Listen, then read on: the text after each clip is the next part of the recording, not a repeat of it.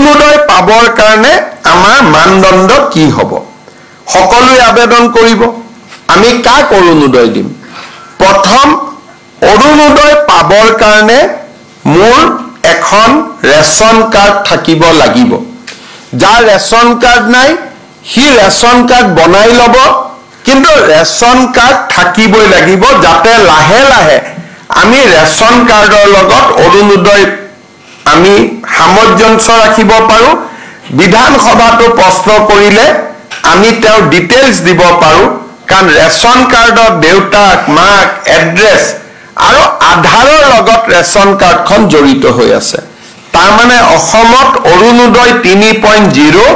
Ration card আধাৰ অৰুণোদয় এটাই database হ'ব আমি লগে লগে যোনে যি প্ৰশ্ন কৰে আমি লগে লগে উত্তৰ আমি দিব পাৰিম নমস্কাৰ এই মুহূৰ্তত আহি পৰিছে অসমবাসী ৰাজ্যৰ কাৰণে কেইবাটাও গুৰুত্বপূৰ্ণ খবৰ অসমৰ মুখ্যমন্ত্ৰী ডক্টৰ হিমন্ত বিশ্ব শৰ্মাই অৰুণোদয় আঁচনি 3.0 লৈ আজি কেইবাটাও বৃহৎ মন্তব্য কৰিলে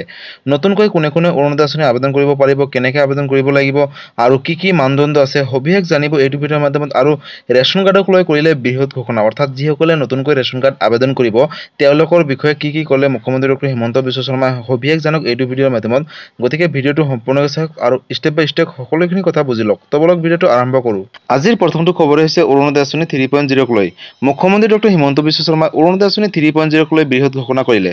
অৰ্থাৎ যোৱাকালিৰ পৰাই অসমত অৰুণোদয় আঁচনি 3.0 আবেদনৰ প্ৰক্ৰিয়াটো আৰম্ভ কৰিলে ৰাজ্য চৰকাৰে কিন্তু কেনেকৈ আবেদন কৰিব কত কৰিব লাগিব কি কি ডকুমেণ্টছ লাগিব আৰু কি কি নতুনকৈ মানদণ্ড দিলে আৰু কোনে কোনে আবেদন কৰিব পাৰিব কোনে কোনে নোৱাৰিব সবিশেষ জানিব এইটো ভিডিঅ'ৰ মাধ্যমত আৰু মুখ্যমন্ত্ৰী ডক্টৰ হিমন্ত বিশ্ব শৰ্মাই নিজ মুখৰে কি ক'লে অৰুণোদয় আঁচনি 3.0 লৈ পোনপ্ৰথমতে শুনি লওক যিসকলে অৰুণোদয়ত আবেদন কৰিব কিন্তু মোৰ ৰেচন কাৰ্ড নাই তেওঁলোকে প্ৰথমতে ৰেচন কাৰ্ডখন ল'ব ৰেচন কাৰ্ডখন লোৱাৰ পিছতহে অৰুণোদয় ল'ব কাৰণ অৰুণোদয় ল'বৰ কাৰণে ৰেচন কাৰ্ড লাগিবই সেইকাৰণে আজি আমি অকল অৰুণোদয় 3.0 আৰম্ভ কৰা নাই 20 লাখ লোকক ৰেচন কাৰ্ড দিয়াৰ আঁচনিও আজি আমি সমান্তৰালভাৱে আমি আৰম্ভ কৰিছো গতিকে বন্ধু-বান্ধৱীসকল আপোনালোকে ইতিমধ্যে শুনিলে মুখ্যমন্ত্ৰী ডক্টৰ হিমন্ত বিশ্ব শৰ্মা কি ক'লে অৰ্থাৎ যিসকলে নতুনকৈ অৰুণোদয় আঁচনি 3.0 আবেদন কৰিব তেওঁলোকৰ ৰেচন কাৰ্ড থকাটো বাধ্যতামূলক অৰ্থাৎ ৰেচন কাৰ্ড আৰু আধাৰ কাৰ্ড থাকিলেহে নতুনকৈ অৰুণোদয় আঁচনি 3.0 বাবে আবেদন কৰিব পাৰিব আৰু বন্ধু-বান্ধৱীসকল অসমত এতিয়াও বহুত দৰিদ্ৰ দুখীয়া দিব্যাংগ বিধৱা পৰিয়াল আছে এতিয়ালৈকে ৰেচন কাৰ্ড পোৱা নাই তেওঁলোকক পোনপ্ৰথমতে তেওঁলোকক দিব ৰেচন কাৰ্ড আৰু ৰেচন কাৰ্ড দিয়াৰ পিছত তেওঁলোকক নতুনকৈ অৰুণোদয় আঁচনি 3.0 অন্তৰ্ভুক্ত কৰিব বুলি ইতিমধ্যে মুখ্যমন্ত্ৰী ডক্টৰ হিমন্ত বিশ্ব শৰ্মাই ঘোষণা কৰিলে আৰু যোৱাকালিৰ পৰাই অৰুণোদয় আঁচনি আৰু ৰেচন কাৰ্ডৰ আবেদনৰ প্ৰক্ৰিয়াটো আৰম্ভ কৰিলে চৰকাৰে আৰু মুখ্যমন্ত্ৰী ডক্টৰ হিমন্ত বিশ্ব শৰ্মাই অৰুণোদয় আঁচনিক লৈ কি ক'লে পোনপ্ৰথমতে শুনি লওক প্ৰথমতে বিধৱা ডাইভোৰ্স মহিলা দিব্যাংগ ব্যক্তি থকা পৰিয়াল আৰু বেমাৰী ব্যক্তি থকা পৰিয়াল HIV থেলাছেমিয়া হিমোফিলিয়া আৰু ভিক্ষা কৰি খোৱা আই মাতৃসকলক আগত অৰুণোদয় দি যিখিনি বাছি ৰব সেইখিনি আমি দুখীয়া পৰিয়ালক অৰুণোদয় দিম 2 লাখ টকাতকৈ যাৰ আৰ্থিক উপাৰ্জন কম ৰেচন কাৰ্ডৰ ক্ষেত্ৰত আমি 4 লাখ টকাৰ মৰ্যাদা ৰাখিছো যে 4 লাখ টকা বাৰ্ষিক উপাৰ্জন হলেও ৰেচন কাৰ্ড পাব কিন্তু অৰুণোদয় 2 লাখ টকা বাৰ্ষিক উপাৰ্জন হলে অৰুণোদয় পাব তাতকৈ বেছি টকা উপাৰ্জন কৰা পৰিয়ালে অৰুণোদয় নাপায় বন্ধু-বান্ধৱীসকল ইতিমধ্যে আপোনালোকে শুনিলে মুখ্যমন্ত্ৰী ডক্টৰ হিমন্ত বিশ্ব শৰ্মা অৰুণোদয় আঁচনি 3.0 লৈ কি ক'লে আৰু কোনে কোনে আবেদন কৰিব পাৰিব অৰ্থাৎ পোনপ্ৰথমতে দিব্যাংগ বিধৱা বিবাহ বিচ্ছেদ আৰু তৃতীয় লিংগৰ যিসকলে আছে বা বিবাহ বিচ্ছেদ হৈ ঘৰত আছে বা ভিখাৰী হয় তেওঁলোকে কিন্তু নতুনকৈ অৰুণোদয় আঁচনি 3.0 পোনপ্ৰথমতে তেওঁলোকক অন্তৰ্ভুক্ত কৰিব আৰু তাৰ পিছত যিসকলে মধ্যবিত্ত দুখীয়া পৰিয়াল আছে তেওঁলোককহে নতুনকৈ অৰুণোদয় আঁচনি 3.0 অন্তৰ্ভুক্ত কৰিব বুলি ইতিমধ্যে ঘোষণা কৰিছে কিন্তু অৰুণোদয় আঁচনি 3.0 যিসকলে পূৰ্বৰ পৰাই অৰুণোদয় আঁচনিৰ ধনসমূহ পাইছিলে তেওঁলোকেও কিন্তু অৰুণোদয় আঁচনি 3.0 আবেদন কৰিব লাগিব কাৰণ মুখ্যমন্ত্ৰী ডক্টৰ হিমন্ত বিশ্ব শৰ্মা ইতিমধ্যে ঘোষণা কৰিছে যে অসমৰ প্ৰতিটো সমষ্টিতে 10,000কৈ নতুনকৈ অৰুণোদয় আঁচনি অন্তৰ্ভুক্ত কৰিব বুলি ঘোষণা কৰিলে আৰু পূৰ্বৰ যিসকলক অৰুণোদয় আঁচনিৰ অন্তৰ্ভুক্ত কৰিছিলে অৰ্থাৎ 1 আৰু 2ৰ জৰিয়তে তেওঁলোকেও নতুনকৈ আবেদন কৰিব লাগিব আৰু তেওঁলোকৰ বাবে প্ৰতিটো সমষ্টিতে 20,000কৈ আগৰ পৰাই আছে সেই আগৰখিনি নতুনকৈ আবেদন কৰিব লাগিব কাৰণ হয়তো কিছুমানে অৰুণোদয় আঁচনি পোৱাৰ পিছত কিছুমানৰ ঘৰত চাকৰি পাইছে চৰকাৰী চাকৰি পাইছে হয়তো কিছুমানৰ ঘৰত চৰকাৰী চাকৰি পোৱাৰ পিছত হয়তো গাড়ী লৈছে চাৰিচকীয়া বাহন আছে তেওঁলোকক কিন্তু হয়তো নামসমূহ কৰ্তন কৰিব আৰু কিছুমান হয়তো ৰেচন কাৰ্ড নথকা পৰিয়ালেও 1 আৰু 2ৰ জৰিয়তে লাভ কৰি আছিলে অৰুণোদয় আঁচনিৰ ধন আৰু তেওঁলোকক অৰুণোদয় আঁচনিৰ ধনসমূহ অহা জানুৱাৰী মাহলৈকে দিব বুলি ঘোষণা কৰিলে জানুৱাৰী মাহৰ পিছৰে পৰা যিসকলে যোগ্য হ'ব তেওঁলোকে অৰুণোদয় আঁচনি 3.0 ধনসমূহ দিয়া প্ৰেৰণ কৰিব আৰু তেতিয়ালৈকে অৰুণোদয় আঁচনিৰ ধনসমূহ যিসকলে পূৰ্বৰ পৰা পাইছিলে তেওঁলোকক দি থাকিব যদিও তেওঁলোকে চাকৰি পাইছে বা ঘৰত যদি ৰেচন কাৰ্ড নাছিলে তেনে ক্ষেত্ৰত তেওঁলোকক দি থাকিব আৰু যিসকলে যোগ্য হ'ব তেওঁলোকক কিন্তু অৰুণোদয় আঁচনি 3.0ত অন্তৰ্ভুক্ত কৰিব আৰু প্ৰতিটো সমষ্টিতে নতুনকৈ 30,000কৈ অৰ্থাৎ পূৰ্বৰ 20,000 আৰু এতিয়া নতুনকৈ 10,000 30,000কৈ অন্তৰ্ভুক্ত কৰিব বুলি ঘোষণা কৰিলে বন্ধু-বান্ধৱীসকল যিসকল পৰিয়ালৰ বছৰি আয় 2 লাখ টকাতকৈ কম তেওঁলোককে অৰুণোদয় আঁচনি 3.0ত অন্তৰ্ভুক্ত কৰিব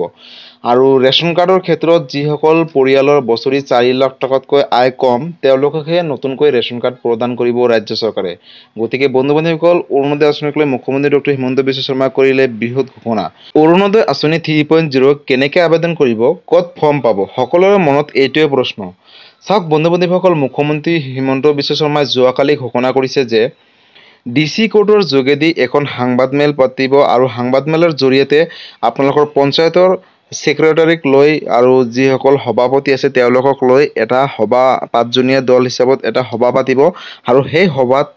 চূড়ান্ত সিদ্ধান্ত ল'ব যে অৰুণোদয় আঁচনি 3.0 আবেদনৰ প্ৰক্ৰিয়াটো কেনেকৈ কৰে বা ফৰ্মখন ক'ত দিয়া হ'ব ঘোষণা কৰিব আৰু এতিয়ালৈকে ঘোষণা কৰা নাই কিয়নো সকলো পঞ্চায়ততে যিসকল ৱাৰ্ড মেম্বাৰ আছিলে বা পঞ্চায়তৰ সেক্ৰেটাৰী আছিলে সকলোখিনি কিন্তু বৰ্তমান তেওঁলোকৰ যি দায়িত্ব আছিলে দায়িত্বৰ পৰা বঞ্চিত হৈছে কাৰণ অহা ইলেকশ্যনৰ পিছতে তেওঁলোকে নতুনকৈ ভাৰ প্ৰাপ্ত ল'ব গতিকে বন্ধু-বান্ধৱীসকল অৰুণোদয় আঁচনি 3.0 ফৰ্মখন গাঁও পঞ্চায়তৰ যোগেদি দিব আৰু আপোনালোকৰ গাঁৱৰ বা পঞ্চায়তৰ 5জনীয়া এটা দল পাতিব আৰু সেই দলৰ যিখিনি সদস্য থাকিব অৰ্থাৎ 5জনীয়া দলখনৰ ভিতৰৰ পৰাই আপোনালোকক সিলেক্ট কৰিব আৰু যোনে যোনে যোগ্য হ'ব তেওঁলোককহে নতুনকৈ অৰুণোদয় আঁচনি 3.0ত অন্তৰ্ভুক্ত কৰিব পোন প্ৰথমতে বিবাহ বিচ্ছেদিত মহিলাক আৰু যিসকলে দিব্যাংগ ভিখাৰী হয় বা যিসকল ধৰক চৰকাৰী বৃদ্ধা আশ্ৰমত মহিলা আছে তেওঁলোকক নতুনকৈ পোন প্ৰথমতে অৰুণোদয় আঁচনি 3.0ত অন্তৰ্ভুক্ত কৰিব তাৰ পিছতহে যিসকল দুখীয়া দৰিদ্ৰ পৰিয়াল আছে তেওঁলোকক অৰুণোদয় আঁচনি 3.0ত অন্তৰ্ভুক্ত কৰিব বন্ধু-বান্ধৱীসকল বহুতে মোক কমেন্ট কৰি এটা কথাই সুধিছে যে অৰুণোদয় আঁচনি ফৰ্মখন ক'ত পাম এতিয়ালৈকে কোনো ধৰণৰ ঘোষণা কৰা নাই কিন্তু আহিবলগীয়া হয়তো আজি বা কালিৰ ভিতৰত নতুনকৈ আপডেট দিব আৰু আপডেটটো আপোনালোকৰ মাজত মই ভিডিও এটা বনাই শ্বেয়াৰ কৰিম বা আপলোড কৰিম চাব তাৰ বাবে চেনেলটোৰ লগত জড়িত হৈ থাকিব আৰু বন্ধু-বান্ধৱীসকল বহুতে মোক কমেন্ট কৰি সুধিছে যে অৰুণোদয় আঁচনি 3.0ৰ আবেদনৰ বাবে কি ডকুমেন্টছ বা নথিপত্ৰ লাগিব চাওক বন্ধু-বান্ধৱীসকল যদি অৰুণোদয় আঁচনি 3.0 আবেদন কৰিবলৈ হয় তেনেহলে আপোনালোকৰ ৰেচন কাৰ্ড আৰু আধাৰ কাৰ্ড থকাটো বাধ্যতামূলক যদি ৰেচন কাৰ্ড আৰু আধাৰ কাৰ্ড আছে তেনেহলে আপোনালোকে অৰুণোদয় আঁচনি 3.0ৰ বাবে এজন যোগ্য হিতাধিকাৰী হ'ব আৰু আপোনালোকক অৰুণোদয় আঁচনি 3.0ত অন্তৰ্ভুক্ত কৰিব তাৰ উপৰিও আপোনালোকে অসমৰ স্থায়ী বাসিন্দা হ'ব লাগিব আৰু আপোনালোকৰ নিজৰ নামত বেংক একাউণ্ট লাগিব অৰ্থাৎ যিজন মহিলাৰ নামত আপোনালোকে নতুনকৈ অৰুণোদয় আঁচনি 3.0 আবেদন কৰিব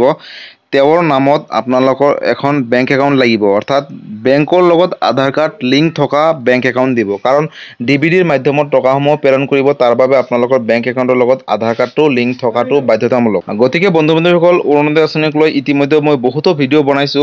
যিখিনি কথা মই আগতে কৈছিলো সেইখিনি কথাই মুখ্যমন্ত্ৰী ডক্টৰ হিমন্ত বিশ্ব শৰ্মাই এতিয়াও ঘোষণা কৰিলে কোনে কোনে আবেদন কৰিব পাৰিব কাৰ ঘৰত চাৰিচকীয়া বাহন থাকিলে নোৱাৰিব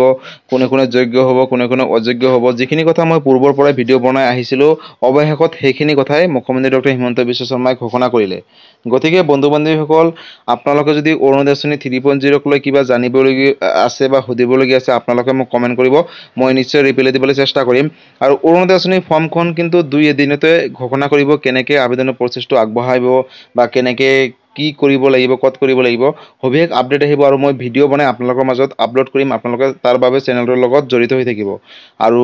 অৰুণোদয় আঁচনিক লৈ এইটো এটা ডাঙৰ আপডেট আছিলে। আৰু পৰৱৰ্তী খবৰটো হৈছে ৰেচন কাৰ্ডক লৈ। বন্ধু বান্ধৱীসকল, ৰেচন কাৰ্ডক লৈ মুখ্যমন্ত্ৰী ডক্টৰ হিমন্ত বিশ্ব শৰ্মা কৰিলে বৃহৎ ঘোষণা। অৰ্থাৎ ৰেচন কাৰ্ড কোনে কোনে আবেদন কৰিব পাৰিব। যিসকলৰ বছৰি আয় 4 লাখ টকাতকৈ কম তেওঁলোকে নতুনকৈ ৰেচন কাৰ্ডৰ বাবে আবেদন কৰিব পাৰিব। আৰু বন্ধু বান্ধৱীসকল, ৰেচন কাৰ্ড আবেদন কৰিব হ'লে আপোনালোকৰ আধাৰ কাৰ্ড থকাটো বাধ্যতামূলক। যদি আপোনালোকৰ ঘৰত আধাৰ কাৰ্ড আছে তেনেহ'লে আপোনালোকে নতুনকৈ ৰেচন কাৰ্ডৰ বাবে আবেদন কৰিব পাৰিব। অৰ্থাৎ যোৱাকালিৰ পৰাই কিন্তু ৰেচন কাৰ্ডৰ আবেদনৰ প্ৰক্ৰিয়াটো আৰম্ভ কৰিছে। আৰু আপোনালোকে নিজৰ সুলভ মূল্যৰ দোকানীৰ লগত যোগাযোগ কৰিব পাৰে। ওচৰ চুবুৰীয়া গাঁও পঞ্চায়তত গৈ যোগাযোগ কৰি ফৰ্ম দিব বা অনলাইনৰ মাধ্যমতো কিন্তু আপোনালোকে নতুনকৈ ফৰ্ম ডাউনলোড কৰিব পাৰে।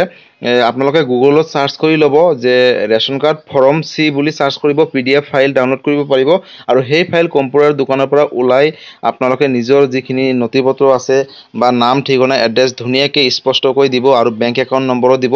দিয়াৰ পিছত কিন্তু আপোনালোকে নতুনকৈ ৰেচন কাৰ্ডৰ আবেদনটো কৰিব পাৰিব। আপোনালোকে পঞ্চায়তত জমা দিব পাৰিব বা আপোনালোকৰ ওচৰ চুবুৰীয়া যি সুলভ মূল্যৰ দোকান তাতে আপোনালোকে যোগাযোগ কৰিব। যদি তাতে ফৰ্মখন জমা লয় তেন্তে আপোনালোকে তাতে দিব, তেওঁলোকে আকৌ DC কোৰ্টত দিব। কথা একেটাই, মানে গোটেইখিনি ডকুমেণ্ট য'তে জমা দিয়ক আপোনালোকে DC কোৰ্টতহে যাব। গতিকে আপোনালোকে এপ্লাই কৰি লওক ৰেচন কাৰ্ড যিসকলে পোৱা নাই। আৰু ৰেচন কাৰ্ডক লৈ মুখ্যমন্ত্ৰী ডক্টৰ হিমন্ত বিশ্ব শৰ্মাই ইতিমধ্যে কেইবাটাও বৃহৎ ঘোষণা কৰিছে। যেনেকৈ আপোনালোকে ৰেচন কাৰ্ড আবেদন কৰিব হ'লে অসমৰ স্থায়ী বাসিন্দা হ'ব লাগিব, আপোনালোকৰ বছৰি 4 লাখ টকাতকৈ আয় কম হ'ব লাগিব, আৰু ধৰক 4চকীয়া বাহন থাকিলেও ৰেচন কাৰ্ড আবেদন কৰিব পাৰিব, কোনো কথা নাই বুলি ইতিমধ্যে ঘোষণা কৰিছে। গতিকে ৰেচন কাৰ্ডক লৈ এইটো এটা ডাঙৰ আপডেট আছিলে। আৰু যদি ৰেচন কাৰ্ড আপোনালোকে নতুনকৈ পায় তাৰপিছত কিন্তু অৰুণোদয় আঁচনি 3.0ত অন্তৰ্ভুক্ত হ'ব বুলি ইতিমধ্যে ঘোষণা কৰিলে। অৰ্থাৎ বন্ধু বান্ধৱীসকল, অৰুণোদয় আঁচনি 3.0 পাবলৈ হ'লে আপোনালোকৰ ৰেচন কাৰ্ড থকাটো বাধ্যতামূলক। যদি ৰেচন কাৰ্ড আছে তেনেহ'লে আপোনালোকে অৰুণোদয় আঁচনিৰ 3.0ৰ বাবেও অন্তৰ্ভুক্ত কৰিব বা আবেদন কৰিব পাৰিব। আৰু ৰেচন কাৰ্ডক লৈ যদি কিবা সুধিবলগীয়া আছে আপোনালোকে মোক কমেণ্ট কৰিব, মই নিশ্চয় ৰিপ্লাই দিবলৈ চেষ্টা কৰিম। গতিকে বন্ধু বান্ধৱীসকল, আজি আছিলে এইটো এটা ইনফৰ্মেটিভ ভিডিঅ' আৰু গুৰুত্বপূৰ্ণ খবৰ। ভিডিঅ'টো চাই কেনেকুৱা পালে? যদি ভাল পালে চেনেলটোত নতুনকৈ আছে চেনেলটো ছাবস্ক্ৰাইব কৰিব, লাইক কৰিব। কিবা সুধিবলগীয়া থাকিলে মোক কমেণ্ট কৰিব। আৰু এই ভিডিঅ'টো আপোনালোকে সকলোৰ মাজতে শ্বেয়াৰ কৰক, কাৰণ এই ভিডিঅ'টো সকলোৱে চোৱাটো উচিত বা জনাটো উচিত। বা আপোনালোকে যদি শ্বেয়াৰ কৰে বহুতে হয়তো এই আঁচনিসমূহৰ লাভালাভসমূহ কৰিব পাৰিব। গতিকে আপোনালোকে সকলোক মাজতে শ্বেয়াৰ কৰক। আৰু যদি কিবা সুধিবলগীয়া থাকে আপোনালোকে আকৌ কৈছোঁ কমেণ্ট কৰি জনাব। আৰু আপোনালোকে এই ভিডিঅ'টো ক'ৰ পৰা চাই আছে কমেণ্ট কৰি জনাব। ধন্যবাদ। জয় আই অসম।